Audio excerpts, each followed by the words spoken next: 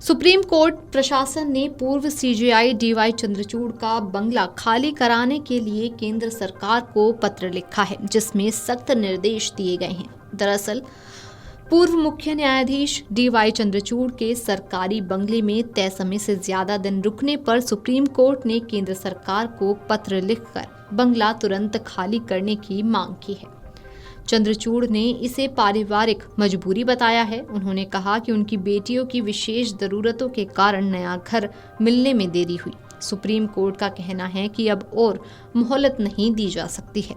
Supreme court ने 1 जुलाई को केंद्रीय आवास और शहरी मामलों के मंत्रालय को पत्र लिखकर कहा है कि देश के पूर्व मुख्य न्यायाधीश चंद्रचूड़ तय समय से ज्यादा दिन बंगले में रह रहे हैं।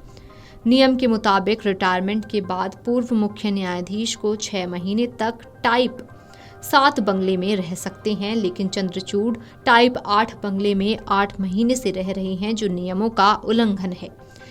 इस मुद्दे पर चंद्रचूड़ ने कहा कि ये देरी उनके पारिवारिक कारणों की वजह से हुई। उन्होंने बताया कि उनकी 2 बेटियों को विशेष देखभाल की जरूरत है और उनके लिए उपयुक्त घर ढूंढना आसान नहीं था।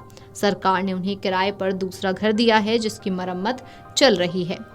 मरम्मत पूरी होते ही वो शिफ्ट हो जाएंगे। दिलचस्प बात यह है कि चंद्रचूड़ के रिटायरमेंट के बाद 2 मुख्य न्यायाधीश जस्टिस संजीव खन्ना और वर्तमान मुख्य न्यायाधीश BR गवई ने कृष्णा मेनन मार्ग स्थित बंगला लेने से इनकार कर दिया। दोनों ने अपने पुराने आवास में ही रहना पसंद किया। इसी वजह से चंद्रचूड़ को बंगले में अतिरिक्त समय मिलने में आसानी हुई।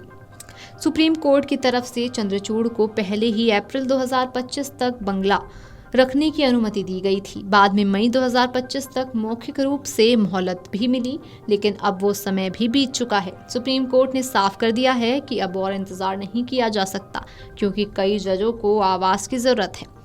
चंद्रचूड़ ने कहा कि उन्हें पूरी तरह से अपनी जिम्मेदारियों का एहसास है। उन्होंने स्पष्ट किया कि वे कुछ ही दिनों में बंगला छोड़ देंगे। उन्होंने ये भी कहा कि इससे पहले कई पूर्व मुख्य न्यायाधीश को भी परिस्थितियों को देखते हुए अतिरिक्त समय दिया गया है। वो ये मुद्दा सुप्रीम कोर्ट प्रशासन के साथ पहले ही साझा कर चुकी हैं। ये मामला इसलिए भी चर्चा में है क्योंकि सुप्रीम कोर्ट के इतिहास में ऐसा कम ही देखा गया है कि जब अदालत को अपने आधिकारिक निवास को खाली कराने के लिए केंद्र सरकार को लिखित रूप से कहना पड़े। आमतौर पर ऐसे मामलों में अंदर खाने समाधान निकाल लिया जाता है, लेकिन मौजूदा हालात में अदालत को सख्त कदम उठाना पड़ा, जिससे ये मामला और भी ज्यादा सुर्खियों में आ गया है। Video desk amarujala.com। अगर आप ये वीडियो YouTube पर देख रहे हैं तो हमारे चैनल को सब्सक्राइब कर बेल आइकन दबाएं और Facebook पर देख रहे हैं तो हमारे पेज को लाइक करें।